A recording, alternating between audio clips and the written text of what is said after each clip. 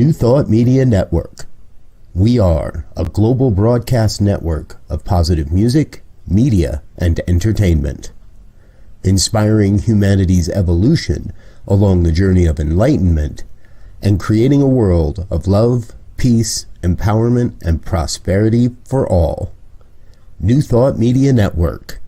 Positively inspiring.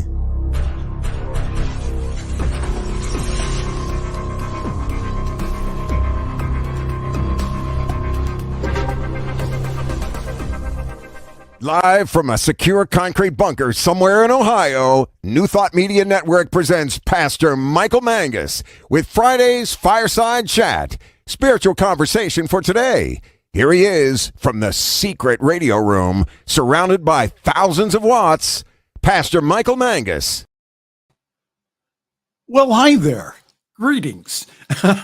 This is the Friday evening Fireside Chat here on your New Thought Media Network. I am Reverend Michael Mangus. I am broadcasting this evening from the super secure concrete bunker. So I adjust my camera. Somewhere in Akron, Ohio. That is so top secret. Only one person, that is Diego Reyes, knows where I'm located. Everyone else has no idea where the super secret secure concrete bunker is located, and we're going to keep it that way. Well, yeah, we're getting on a little late this evening. Where's my big hammer that I had to use? It was,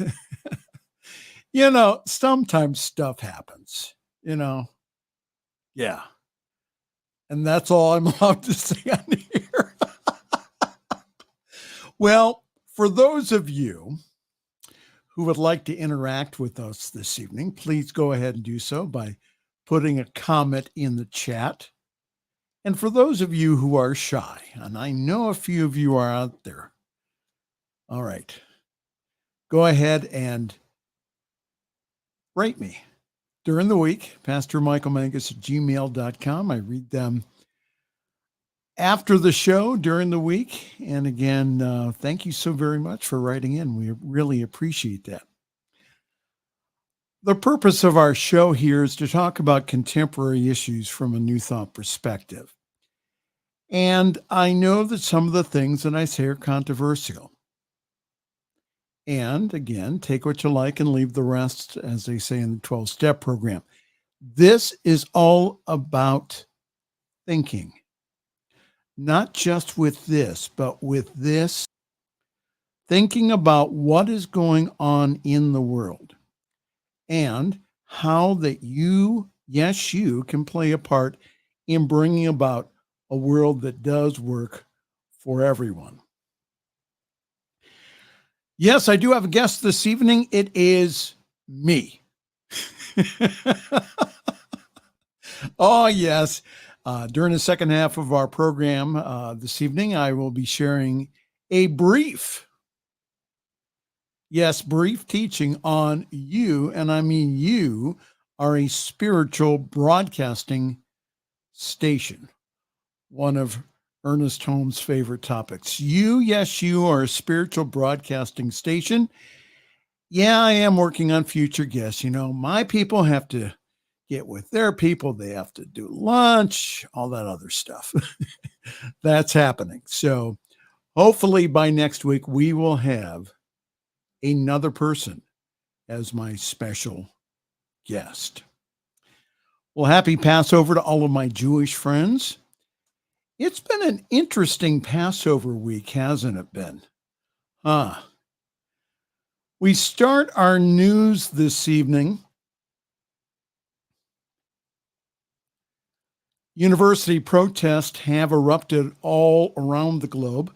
Pro-Palestinian protests continue at U.S. major universities, where several schools have called the police on protesters, leading to arrest of hundreds across the country. At New York's Columbia University, the epicenter of the demonstrations, protesters against the war in Gaza are demanding that the school cut ties with Israeli academic institutions and divest its funds from Israel-linked entities. the protesters at other campuses have similar demands. The University of Southern California has canceled its main commencement ceremony next month, citing new safety measures after nearly 100 people were arrested on campus. Even in my home state of Ohio, a total of 36 demonstrators at Ohio State University in Columbus were arrested on Thursday night after refusing dispersal orders, according to a preliminary report from the university. I found the next story from the Religion News Network pretty interesting, and I thought that we would bring it up for discussion this evening. At the Seder in the streets, protesters in Brooklyn denounced U.S. support to Israel. On Tuesday, April the 23rd, the second night of the week-long Passover holiday, thousands of New Yorkers filled Grand Army Plaza in Brooklyn for a mass Seder dinner organized by Jewish Voice for Peace, If Not Now, and also the Jewish for Radical and Economic Justice. The sit-down protest, called Seder in the Streets, came as the U.S. Senate was prepared to pass a $95.3 billion aid package for Ukraine, Israel, and Taiwan after the House passed a series of parallel aid bills on Saturday. By the end of the evening, more than 200 people were arrested. At the Seder in the streets, rabbis and activists took turns on a stage for more than 3 hours, each talking about the special meaning of Passover amid the Israel-Hamas war. Syrian Rabbi Esther Azar took the stage to perform a traditional Syrian Passover rite.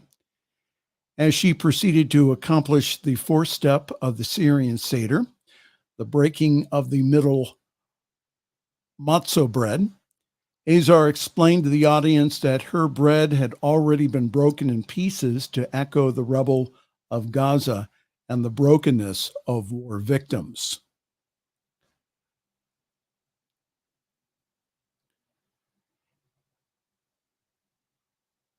As the event wrapped up and the message, "Stop Arming Israel," was projected on the front of the Brooklyn Library, the crowd received the news that the Senate aid package had been approved.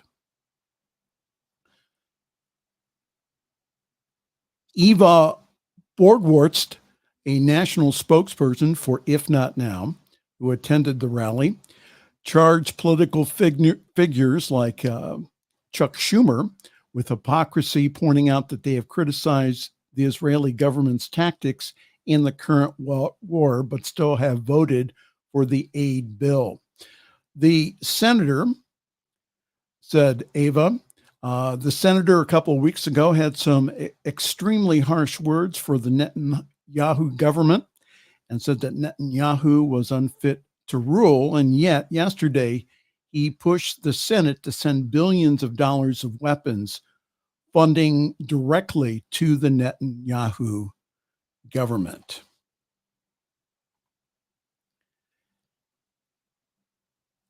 And then there's the attacks towards Jews and Jewish students from pro-Palestinian supporters. You know, protests are one thing, but harassing and threatening others has got to come to an end. What needs to be pointed out is that Jewish people worldwide and the Jewish government that continues the war, they're separate entities. So many people, again, who have been critical of the invasion of the West Bank and the treatment of civilians, of which there's been over 33,000 civilian casualties, that then they are labeled anti-Semitic. Well, that's not true. Again, the Jewish people and the Israeli government, they're two separate entities.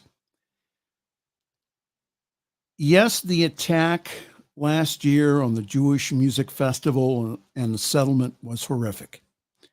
And the Palestinian people continue to suffer because of the Hamas terrorist group and their guerrilla tactics that includes hiding among the civilian population. My prayers and support goes for the Palestinian and also the Jewish people. And I urge the Israeli government to go back to the peace table and end this conflict now. How many more innocent people have to die? War is hell. So know with me peace in the Mideast and that workable solutions are found. This is the 21st century. Haven't we learned our lesson yet? Ah, yes, still in the news. Here he is, Donald Trump. The Supreme Court appears ready to reject former President Donald Trump's claim that he should receive immunity for alleged crimes that he committed during his presidency to reverse the 2020 election results. The High Court has also signaled during oral arguments on Thursday that his trial could be delayed until after the November election.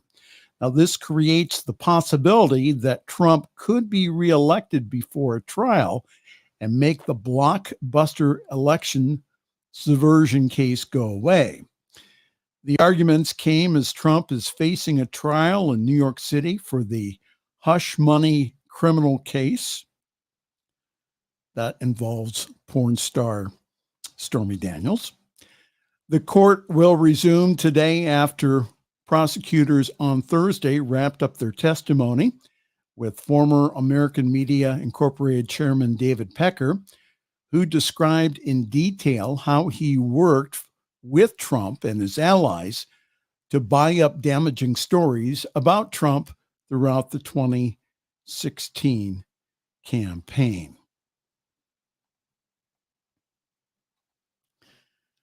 Continue to pray for the United States and for divine right order, divine right action, justice, and peace. The news about 45 can get overwhelming at times. I get that. However, we as individuals who are spiritually aware can continue to pray for and get out in November to vote your values. Vote your values. What confounds me is this: that devout Christians are going against their long-held values to vote for someone who doesn't even care about them individually or collectively. 45 doesn't care about them at all.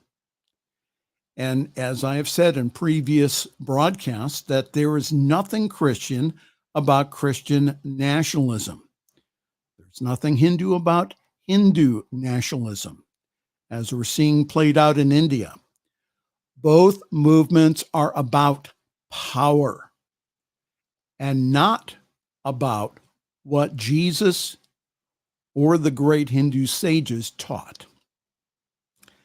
Well, if you're wondering what you've stumbled onto this evening, this is the Friday evening Fireside Chat here on your New Thought Media Network. I am Reverend Michael Mangus, and we're quickly going through the news this evening. Let's see who has commented.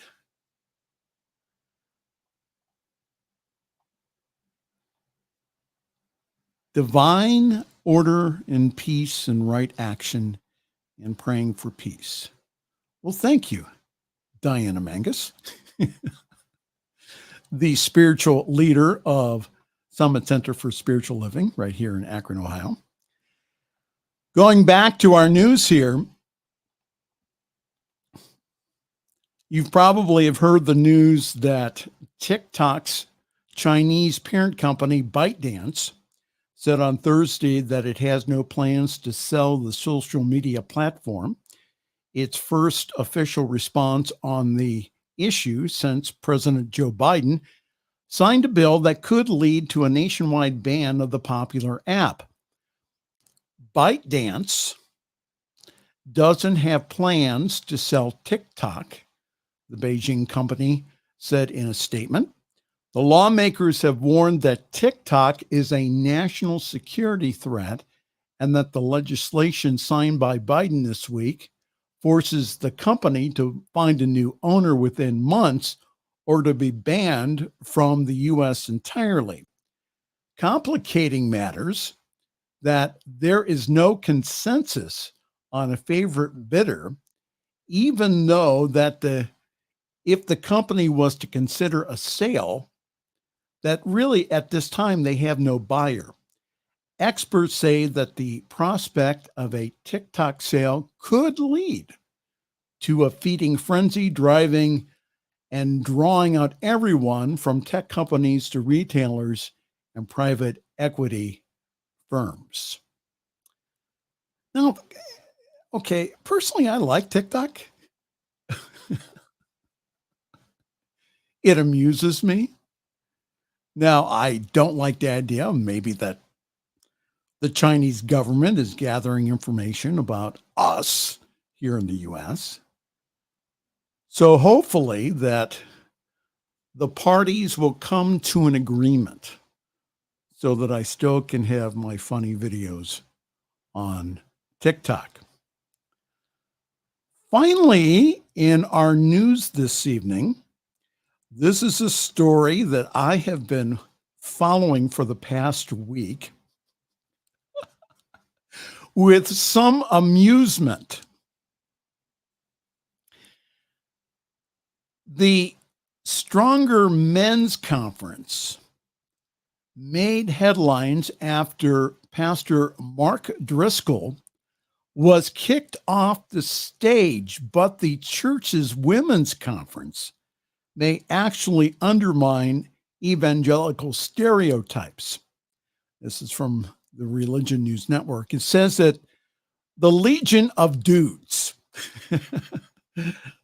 that's what the copy says, who crowded into the Great Southern Bank Arena in Springfield, Missouri for the recent Stronger Men's Conference, sponsored by a Pentecostal megachurch, were treated to a monster truck, a boxing match, pyrotechnics, and a standoff between a pair of celebrity pastors. Now, women who attend the James River Church's Women's Annual Conference later this year, by contrast, will get what looks like a Holy Spirit Barbie party.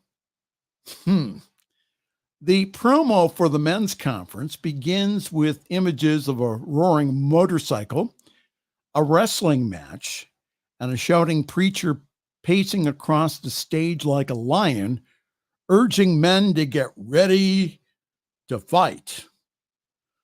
Now, the promo, though, for the women's video begins with the image of a pink record player, followed by the voice of the late televangelist, Catherine Kuhlman,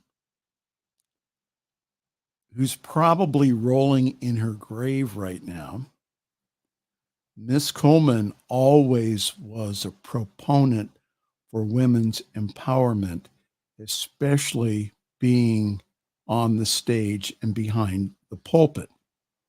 The article continues, urging women to give their worship to God, and then breaks to scenes of joyful women dressing in stylish pink, dancing with joy as balloons and confetti falls from the sky.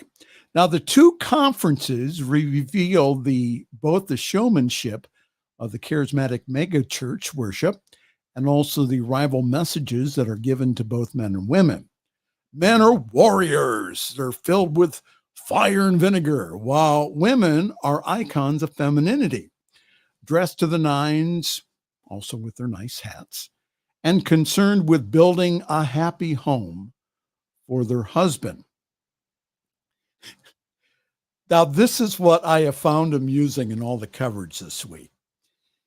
The James River Stronger Men's Conference made national headlines recently and launched viral videos over the inclusion of an act by Alex Magala, who's an acrobat and sword swallower who has appeared on America's Got Talent and also has a side hustle as a dancer in clubs, gay clubs.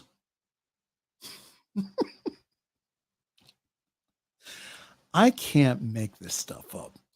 After Magala's performance at the conference, so Mark Driscoll, who is famous for his attitude, his masculine attitude, and against any type of homosexuality, Pastor Mark Driscoll, the former pastor of Seattle's Mars Hill Church, who has reinvented himself as a Pentecostal preacher in Arizona, denounced Magala from the stage, saying that his performance was a homoerotic and also a sign of pagan worship and of a Jezebel spirit.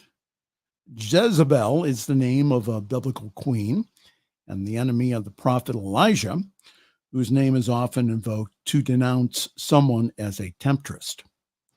So in response, James River pastor John Lindell kicked Driscoll off the stage.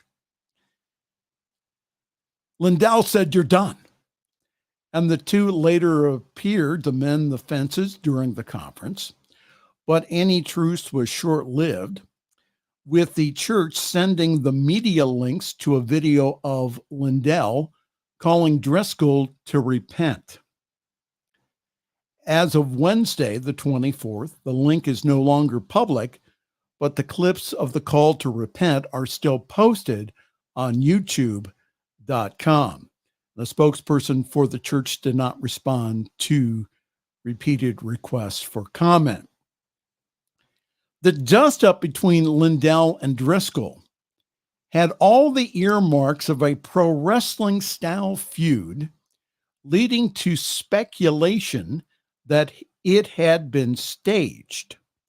An accusation fueled by Driscoll promoting his book, New Days, Old Demons, which warns that an evil Jezebel spirit is destroying America after the conference.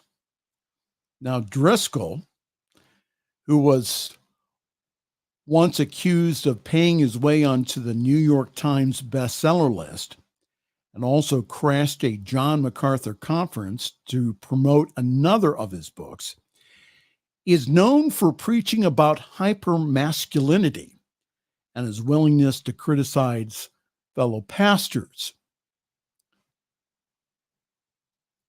Scholar and author Jessica Johnson is among those who are skeptical of the controversy over Driscoll's appearance at the Stronger Men's Conference.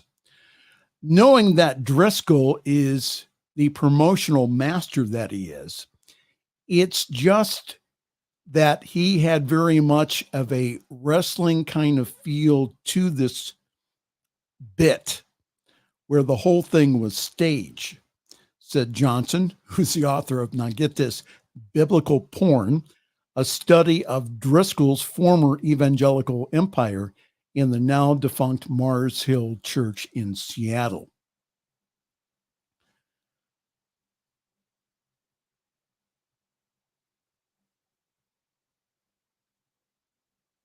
Now, the whole idea is this. So the Strong Man's Conference, or the Strong Men's Conference, again, has this masculine feel. Now listen to this about the women's conference that's going to be held, I think, at the same arena coming this fall.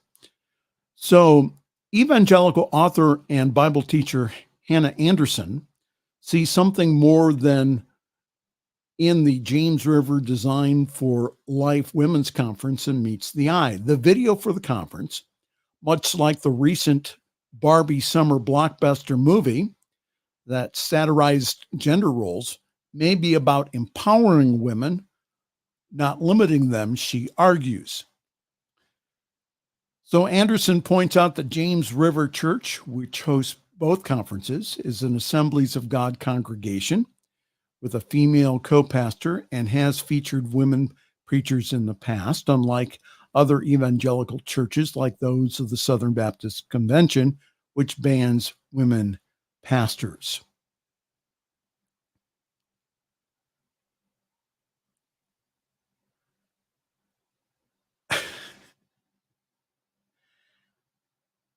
I really don't know what I find more entertaining this month.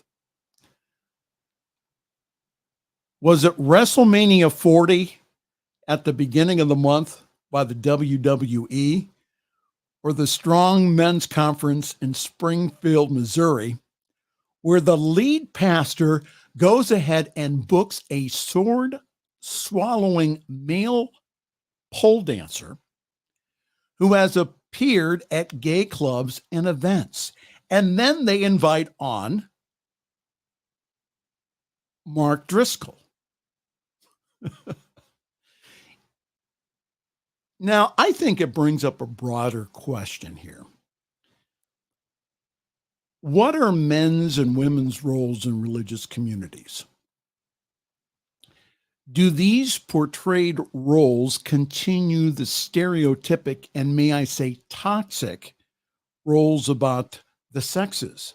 Or do the roles portrayed in Scripture portray a compassionate male role model in Jesus and an empowered role for women as portrayed by Mary Magdalene and the other very strong women in the New Testament? It is said that Christianity got its start because the women all gave of their grocery money to help out the disciples and the apostles. Now, personally, I find that I can be a strong man without being a male chauvinist. And I can and do support women in being powerful beings that own their own power and take on ministerial roles in churches and also spiritual centers. Now, I also find interesting that the event was held in Springfield, Missouri. It was the same location that I attended last year's Theology Beer Camp, where individuals from around the world gathered to talk on progressive Christian views that embraces everyone, no matter what their race, creed, sex, or sexual orientation.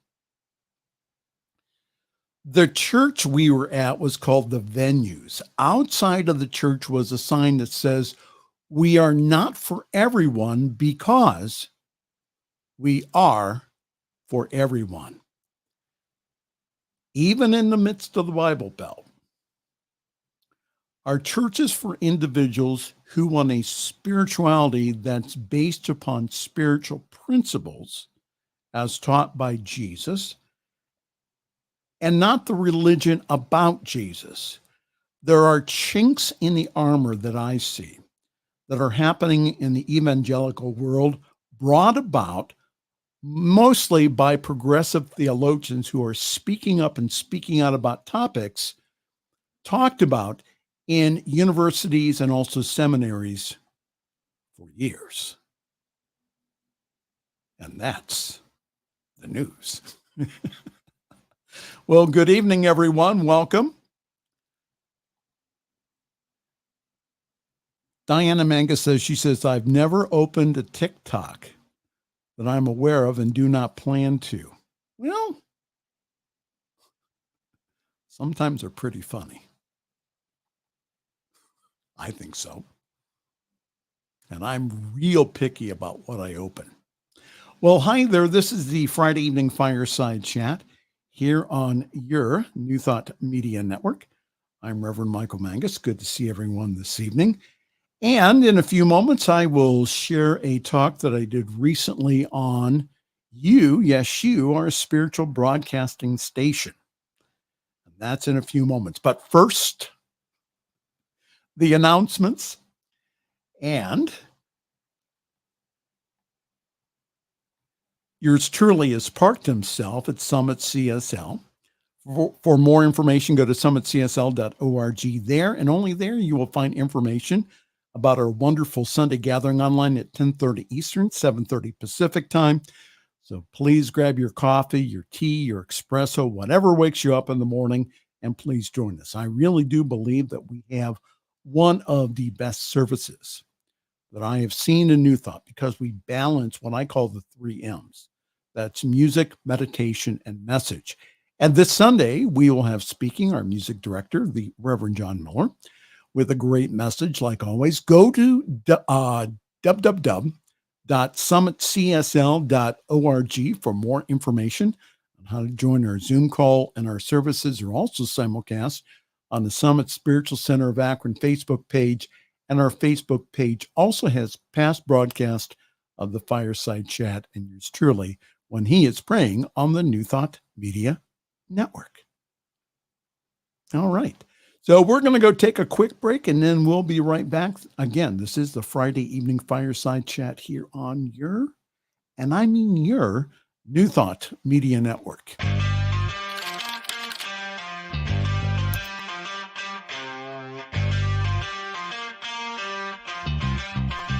New Thought Media Network. We are a global broadcast network of positive music, media, and entertainment, inspiring humanity's evolution along the journey of enlightenment and creating a world of love, peace, empowerment, and prosperity for all. New Thought Media Network. Positively inspiring.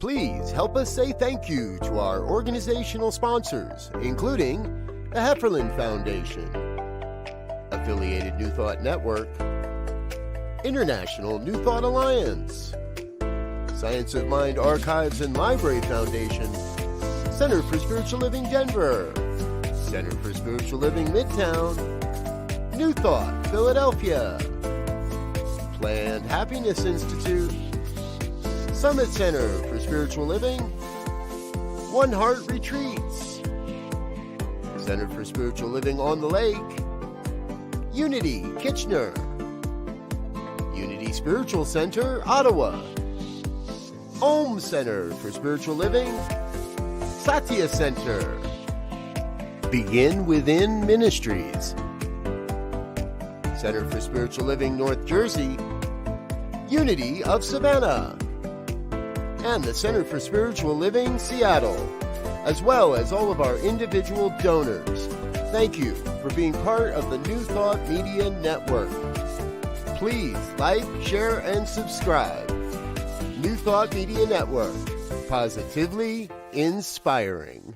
The views and opinions expressed by Pastor Michael Mangus are generally right.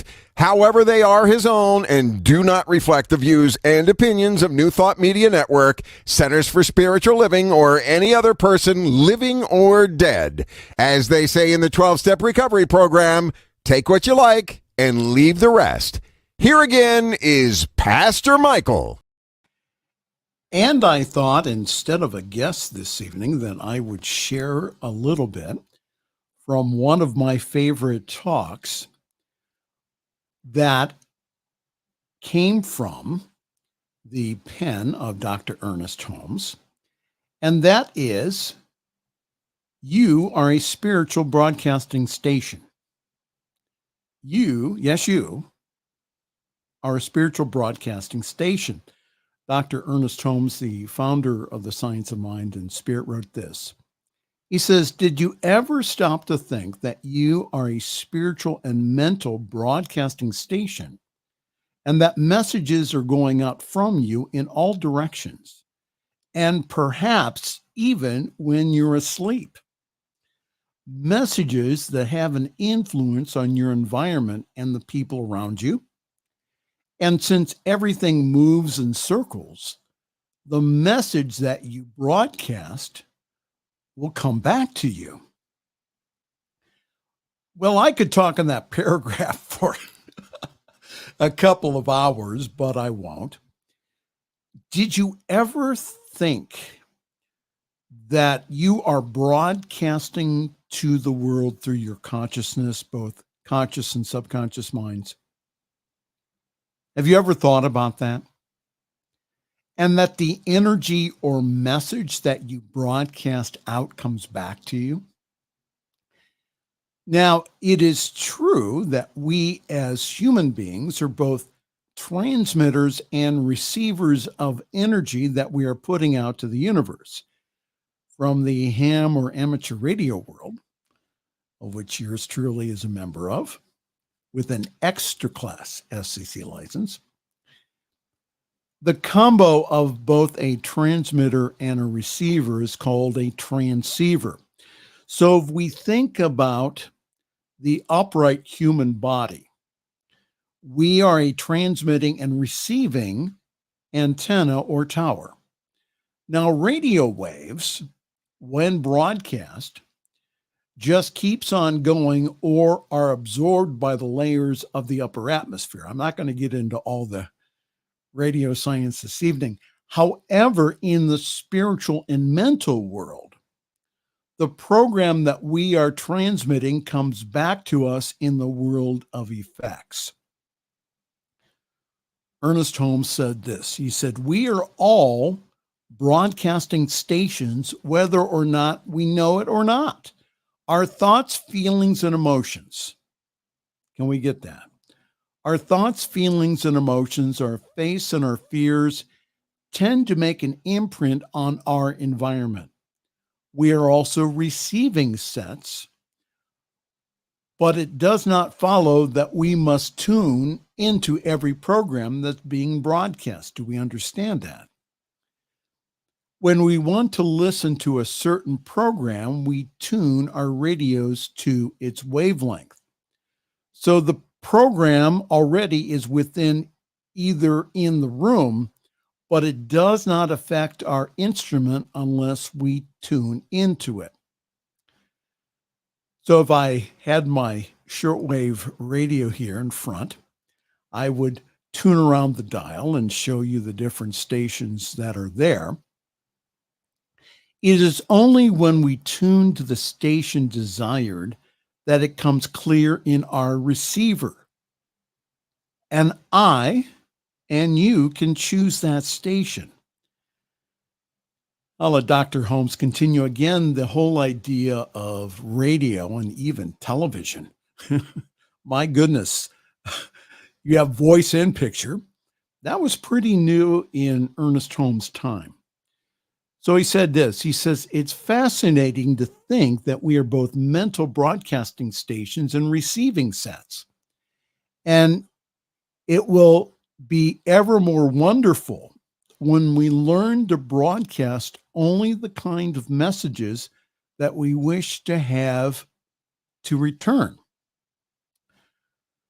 So let's understand this tonight, that the sum total of our thoughts and feelings or consciousness is acted upon by the creative medium, or that thing that we call the law. Again, I've talked about the whole idea of God being love, yet God being law. And how about putting it into the language of quantum physics, 0 point field? Understand this. You are always broadcasting to the world, either consciously or subconsciously. So what we learn here in the science of mind and spirit is to become conscious creators of the world that we want or wish to see, instead of what we have experienced in the past. Again, Ernest Holmes wrote this. He says, it's the same with everything in life. A person whose thought is filled with fear of failure tunes into and picks up a vibration of failure wherever he contacts them.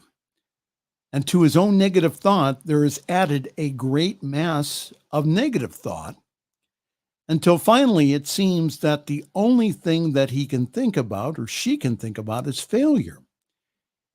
In a way, both his will and his imagination becomes hypnotized because he is tuning in to so much negation. Again, Holmes goes on, he says, when a person's mind is upset, disturbed, and unhappy, all he mentally hears is discord, because his inner ear is listening to continuous turmoil.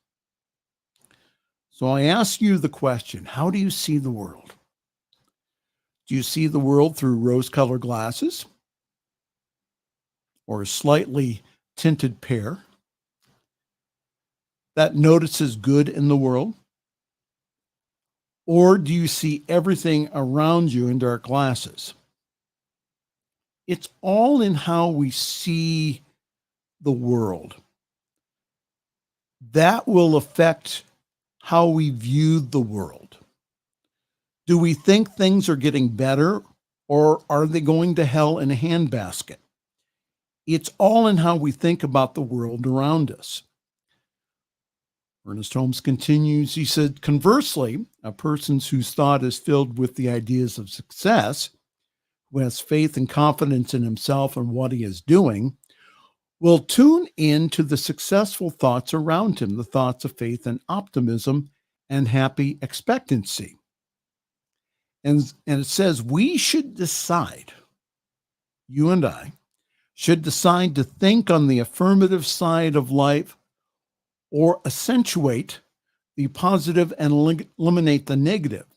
In doing so, what happens is we make up our minds that we are not going to receive the criticism or the negative state or the animosity of anyone. And again, we must make up our minds that we are going to live on the positive side of life.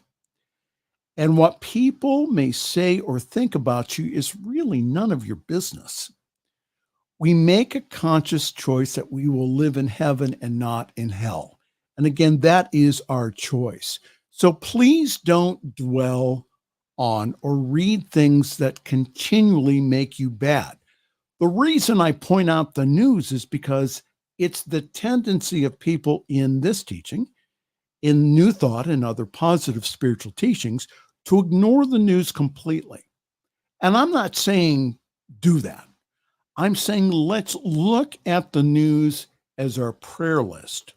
Let's look at the news as a way of praying for the world, a way that we can be the light in the seemingly dark world that we find ourselves in right now. So watching CNN all day long will give you a distorted view of the world. Just don't watch the news before bedtime. You don't want your subconscious to be dwelling on the negative all night long. Again, the news is based upon, especially the broadcast news, is based upon selling advertising. That's the basis for the broadcast news.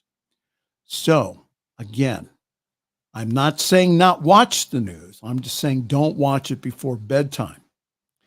So if you don't like your life, change the program inside to what you want to broadcast to the world.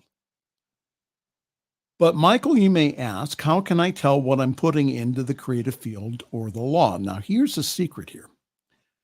It is by what you are feeling that you can tell. I'm not telling you that you do not have permission to feel bad,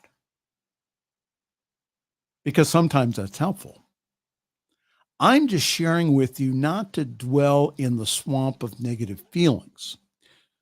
The reason to experience our feelings is so that we can get out of them, so that we don't put a Band-Aid of spirituality over our hurts.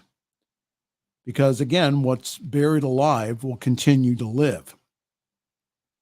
There's other things that you can focus on besides the condition.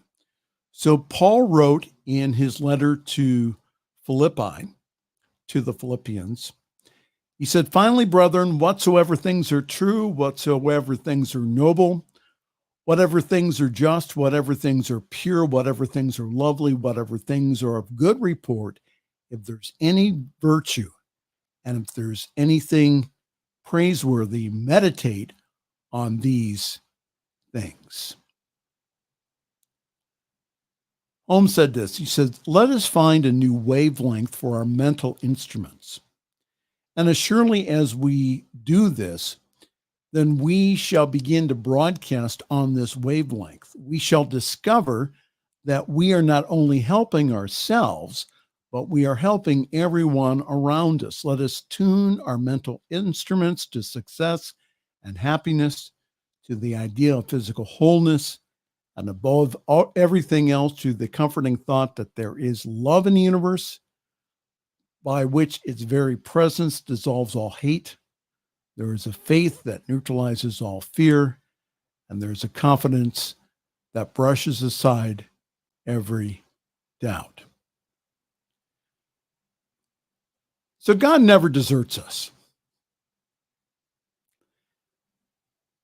And we shall never have to convince God to be good. All we need to do is this, to reverse our whole mental and spiritual outlook on life. And then the miracle will take place, because what goes out must return. Now, this is simple, but sometimes not very easy. However, as you shift your focus here, by using what we teach here on this network, things will become easier for you, because you have shifted the inner focus. Seeing is not believing. Reverse that. It's believing first. Then you will see a better outcome.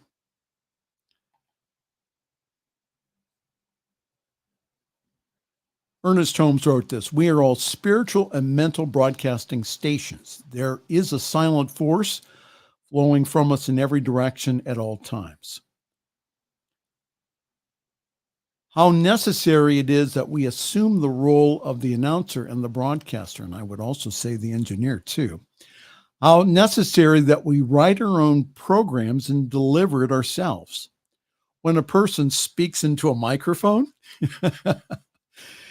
in a broadcast station, his words or their words are also carried to the far corners of the earth where they are reproduced. But the force that carries them is mechanical." I'm going to correct Dr. Holmes. It's really electromagnetic. But he's not a radio engineer. "It is a law, a vibration, and a law which actually reproduces the words that he speaks, the intonations, the inflections. And now, along with this word, which is broadcast, goes a picture, an image of his personality. This is what we see in television, as though he were suddenly present everywhere. The picture looks like him or her because it's their image, their likeness that created it. And so it is with the reaction of the law of good from a power that's greater than we are. It always tends to bring back to us exactly what goes out. But we are always the broadcasters, and we can always change the pictures if we will." So my question tonight is this: what are you broadcasting out into the world? You can tell by what you are experiencing right now. So what if your experiences are not what you wish them to be? Do what the radio programmers do with a station that's getting low ratings. They dump the programming and they get new programming. That is what I'm suggesting today, is that we start radiating out what we want instead of what we don't want. And then we start vibrating at the frequency of what we want. And that's what brings about manifestation in our lives, or positive manifestation in our lives. How about that?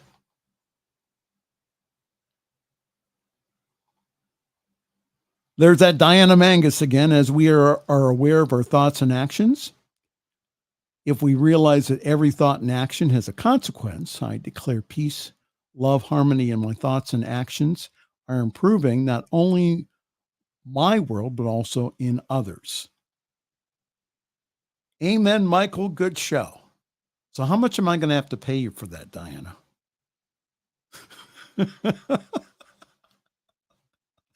There I am being sarcastic again.